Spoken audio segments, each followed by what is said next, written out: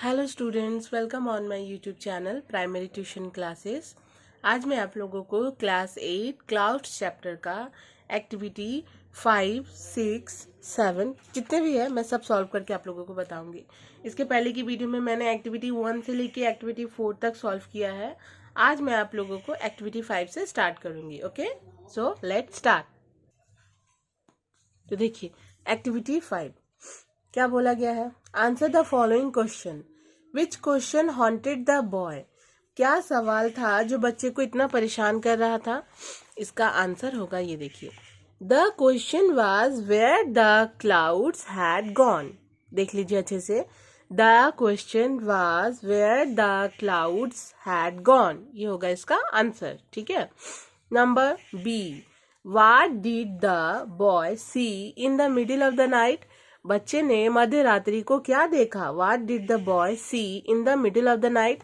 देखिए यहाँ पे हो जाएगा द बॉय सॉ। क्यों सॉ हुआ? क्योंकि डिड है जो कि पास्ट टेंस में है।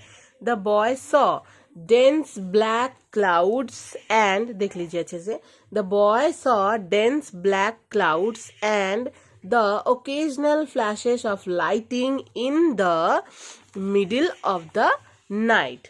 देखिए है ना, मैं फिर से आप लोगों को एक बार दिखाती हूँ। नंबर बी का अच्छे से देख लीजिए, the boy saw dense black clouds and the occasional flashes of lighting in the middle of the night. ये देखिए यहाँ पे है, कहाँ गया, ये देखिए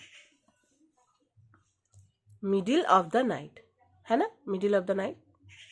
ठीक है, तो ये हो जाएगा नंबर बी का आंसर। अब हम लोग आते हैं नंबर सी में। देखिए नंबर सी में क्या बोला गया है। नंबर सी में बोला गया है, how did he feel as he walk between the fields. वो कैसा महसूस कर रहा था खेतों के बीच में, मैदानों के बीच में चलते हुए। सी नंबर का आंसर होगा, the boy felt that his body was. देखिए मैं ठीक से बताती हूँ। The boy felt that his body was on fire and his throat was dry in the fire's heat of the sun. फिर से देखिए, the boy felt that his body was on fire and his throat was dry in the fire's heat of the sun. ठीक है। अब हम लोग आ जाते हैं नंबर डी में। देखिए नंबर डी में क्या बोला गया। नंबर डी में बोला गया है, what did he do after reaching the shelter of the tree. What did he do after reaching the shelter of the tree. वो पेड़ के नीचे पहुंचकर उसने क्या किया। ठीक है, what did he do after reaching the shelter of the tree. यहाँ पे हो जाएगा, the boy splashed the cool water from the Persian on his dusty feet. Then he washed his hands and face and drank to his satisfaction. फिर से देखिए, the boy splashed the cool water from the Persian on his dusty feet, then he washed his hands and face and drank to his satisfaction. उसने मुंह पर ठंडे पानी के छींटे मारे और अपने गंदे पाँव को धोया। उसके बाद उसने हाथ धोए, मुंह धोए एंड पानी पीकर अपनी प्यास बुझाई। ठीक है, ये हो गया नंबर एक्टिविटी 5। एक्टिविटी 5 कंप्लीट हुआ। अब हम लोग आ जाते हैं एक्टिविटी 6 में। देखिए एक्टिविटी 6 में क्या बोला गया है। ये देखिए एक्टिविटी 6 में बोला गया है, फिल इन, यहाँ पे देखिए बोला गया ना, fill in the chart with information from the text. Okay, what, why, क्या, क्यों।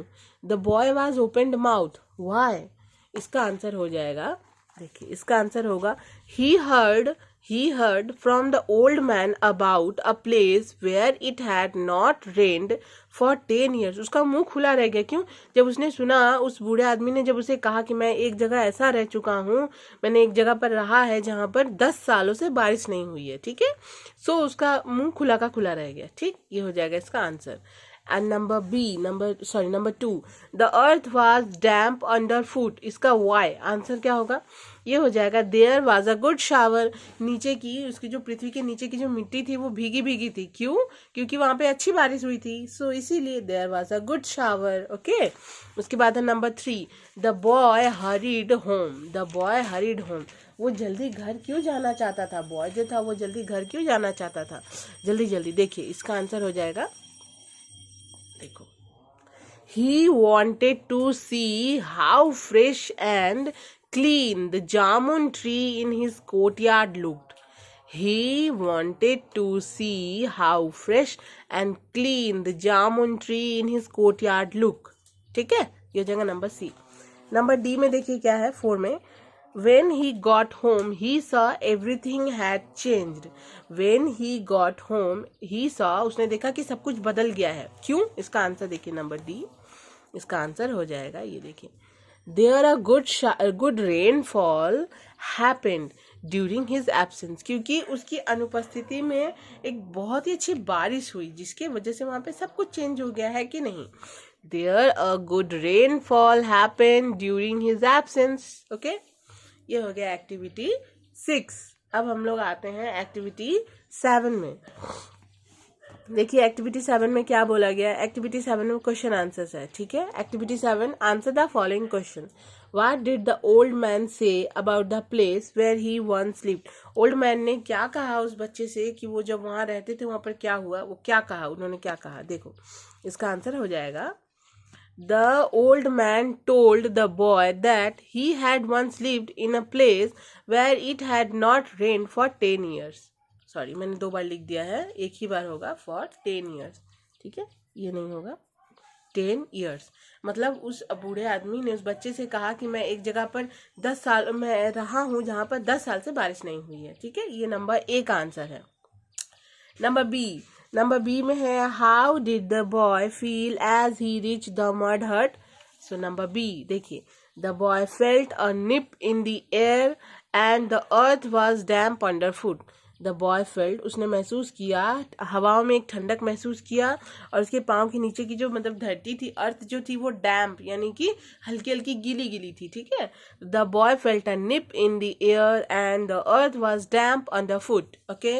अब हम लोग आ जाते हैं नंबर सी में. नंबर सी का क्वेश्चन क्या है देखिए. What did the boy do as he stood under the jamun tree? वो जामुन ट्री के नीचे खड़े होकर वो क्या कर रहा था वो बच्चा. देखिए इसका आंसर होगा he stood beneath the tree and let the raindrops fall on his head and face. He stood beneath the tree and let the raindrops fall on his head and face.